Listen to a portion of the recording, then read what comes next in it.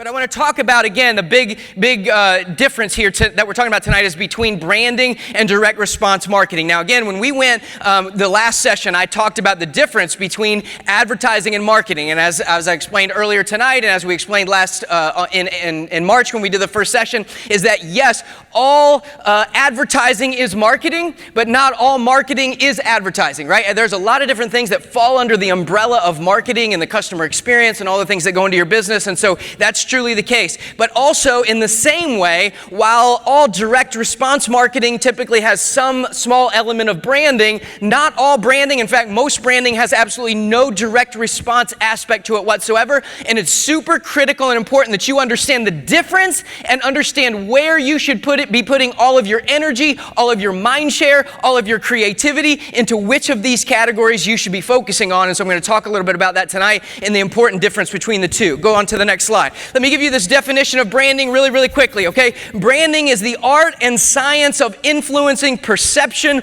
about a product, about a service, or about an organization. Now, the important aspect of this, or part of this I want you to get, is it's talking about not just the practical side. So there's certainly products where there's a practical element and component of that product, and then there's the emotional connection. Branding is all about giving you that visceral response. It's about creating that emotional connection. So when you think of that brand, or you think of that product, or you think of that service, you have these warm, fuzzy feelings, or they're trying to create this thing where there's this emotional response. Now, the kind of best example that I can think of that I think is the most extreme example of that is smoking, right? Is cigarettes. I'm not here like anybody who has no bad habits whatsoever, let them cast the first stone. So I'm not here to judge anybody if you smoke cigarettes, but we've known for decades that it's terrible for you, right? We've known it gives you cancer and all the other issues and emphysema and all those kind of things. And yet for decades, 80s, 90s, 2000s, they were advertising and marketing cigarettes. How do you advertise that? How do you promote that? You're certainly not talking about practical side or the great benefits and features of cigarettes. Ooh,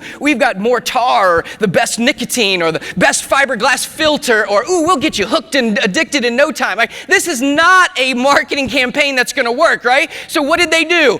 All emotion, all visceral response, all about the Marlboro Man and being strong and cool, or just hanging out with your friends and smoking. It was all about an emotional response because that's all they had. But they were able to spend, shockingly, billions of dollars to sway people's opinions about a specific cigarette brand simply because of great branding, right? There was no practical nature to the thing at all, right? That's the strength and the power of branding. The problem is you can see it up there on the slide, is that it takes a very long time, or in the case of like a Facebook or somebody else who've been able to kind of explode their business in just a few short years, it takes a lot of money, or both, right? It's going to take one or the other. In order to actually effectively brand something, maybe over time you get lucky, you've been in business for 20 years in a local market, maybe some people have had so many good experiences with you that there's some emotional experience. But in general, for most small businesses, if you don't have a multi-million-dollar advertising budget, which almost